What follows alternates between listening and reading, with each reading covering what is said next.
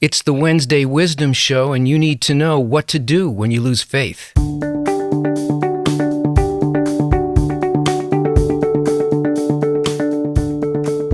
What is faith? Why is it elusive? Why does it tease us? We have it at times in the path, or even people who are in religion, people who are searching, sometimes are filled with an incredible confidence that's not limited by the things that they see. And then sometimes it's completely gone. So much so that it's as though it never existed. Maybe we mourn its loss, but the sense is that without having that, we really can't proceed in the path. We come to a kind of crisis of faith. It's one of the main stumbling blocks for people on the path, but it's also a big stumbling block in its most general terms in the way that we experience things in the world, whether or not we're on a spiritual path or wanting to be on one. Because we constantly feel disconnection from our goals, from happiness. Life is a constant roller coaster ride.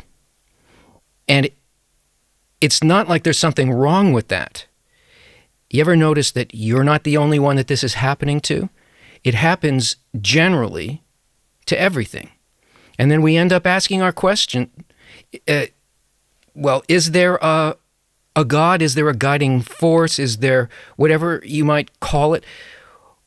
How could there be if what I feel is like this? What's faith? In Kabbalah, faith is defined as having three possible qualities. And along with that, there were also three types of reason. The first type of faith is the kind of faith that is called faith below reason. That is, that it doesn't use reason. It simply turns off our critical faculties. We suspend them totally. We just don't engage with them. And we disconnect from our mind, and we go by belief alone. Now, belief and faith are not at all the same thing. Belief is this condition of below reason. And there's a kind of blindness to this. Somebody tells us something and we say, okay, you're an authority, you're a spiritual authority, and I will function as though that is the reality, and I won't pay attention to any of this. So what you get is beyond question and beyond doubt. It doesn't use questioning. It doesn't use doubt. And it's completely dependent on the emotional state that we're having at the time, at the moment, and our ability to cling onto things that we don't directly experience, but are told that we should believe in. That's the most common form, or let's say it's the lowest common form of certain types of religious approaches. They're not all like that. There are more developed ones that are of the second kind. But you can see here that with this type of a faith, which is not faith but belief, it's very easy to lose one's grip and never be able to recover it. Because in the normal roller coaster ride of life that is always detaching us and reattaching us as a natural process, when you apply it to this situation, not only is there no faith, there's no belief, and in that situation, there is no hope. Because once it's broken, the fanatic grip of this thing is broken, then we can no longer believe and trust. So there's no coming back from a crisis of faith in faith below reason. The next type of faith, more evolved type of faith, is a faith within reason.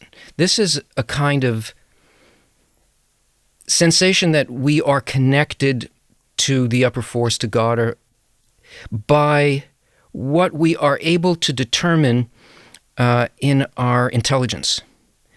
It's an empirical process that we measure things, and only by what we can measure and what we can reproduce in that measurement, I can have this experience again, I can perhaps see this thing again, and if I can't see it, at least my logic will allow me to remain connected to this thing in my intellect.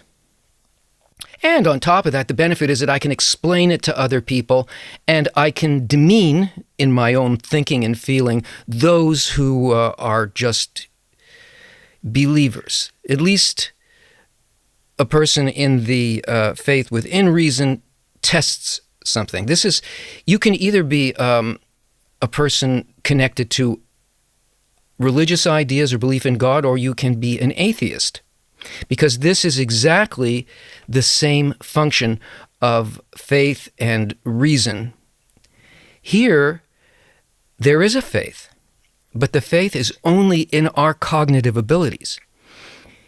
And that means that we're connected to whatever that system is in us, and limited by that system that says, yes, this perception is part of me, and I can understand it because it measures up according not only to what a person sees outside, but actually it's according to an inner quality that that person has.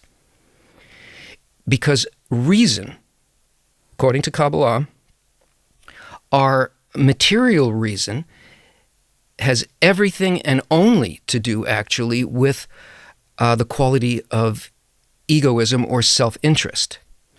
That is, the world that we see in the first place, that we measure through reason, is a product of this egoism. It's a kind of a projection, a limited projection, or let's say it's a limited grasp of a very, very large picture that reason cannot encompass. So it's a faith in me, in my abilities or lack of ability, and I will believe that what is true, my faith is that what is true is what I can measure. Faith within reason is a belief in our own egoistic nature. The third type of faith is faith above reason, and this is the only type of faith that a Kabbalist is engaged in. The definition of faith in Kabbalah is a direct sensation of the Creator. That is, it's felt in a person as a perception of reality, not merely as an idea. And certainly that's not the place where faith resides. It doesn't reside in our reason. But in faith above reason, a person uses their reason to enable them to rise to a higher degree of faith. So, one of the reasons that we lose faith is because we begin to experience something, view something, evaluate something that goes directly against everything that we know and believe up to this point. It seems to be opposite to what we know. It challenges our current understanding and the limitation of our grasp of spirituality. And it makes us feel that it doesn't actually exist. So what happens is that an event happens to a person, and the person examines the event. They don't just jump immediately into some type, oh, God will take care of it, it doesn't matter, everything's okay. That is unexamined. That's faith below reason. The person actually examines what's happening. And in this discernment, they see that it goes completely against their current perception of reality or spiritual reality, and they feel rejected by it. They feel it emotionally as this cannot be.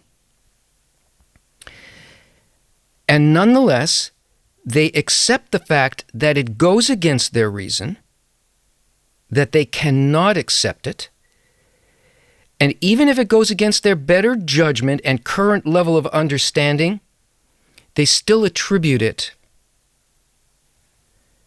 to the upper force.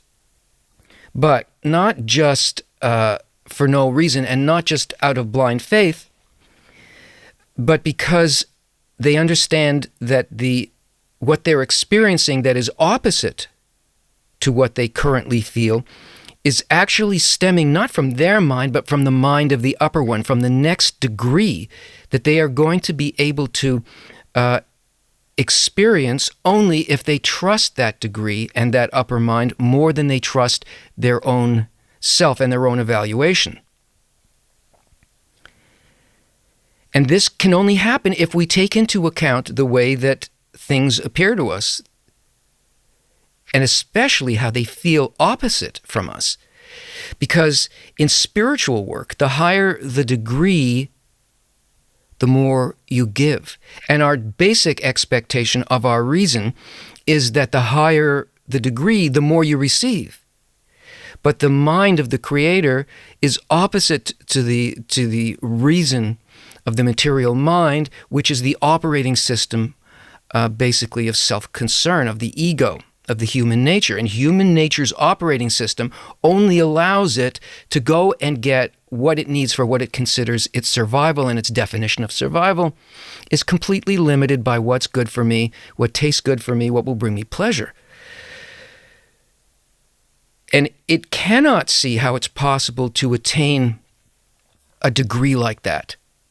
When we start to evaluate it, we see that we have no belief any longer. We have lost the form of faith that we had up until this point.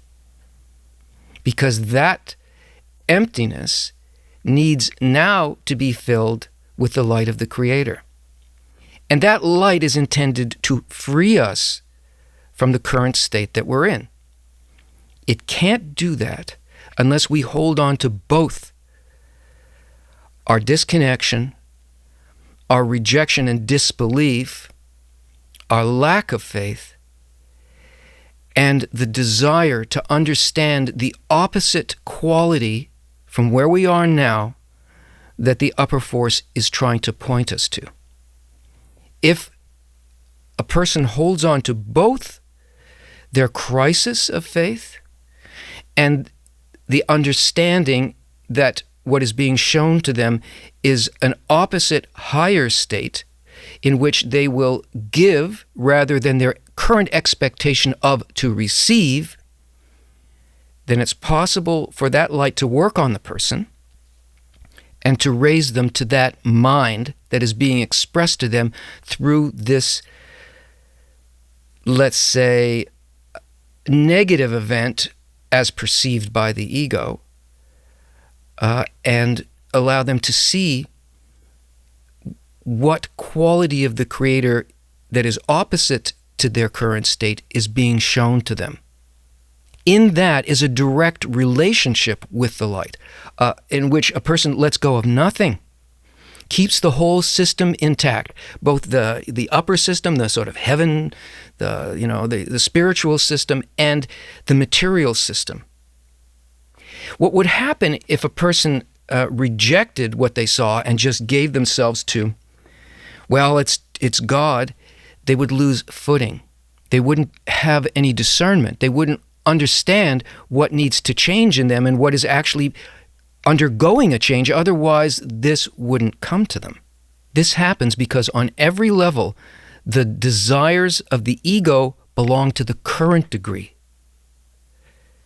whereas we want to climb to a higher degree. So it actually enhances true faith, meaning actual sensation of the Creator and the Creator's mind and intention. And by the way, that's why Kabbalists, prophets, and so on, can understand things that are far beyond our current level of conception and perception. It's by means of this process in relation to the true qualities of the upper forces. And it's from this process and from raising each time that they speak to us from those places. They're real places. But we have to keep in mind that we have to use both our reason and our faith and the relationship to the upper force that happens between the two of them if we do this. So a crisis of faith is actually a really good thing if you know what to do.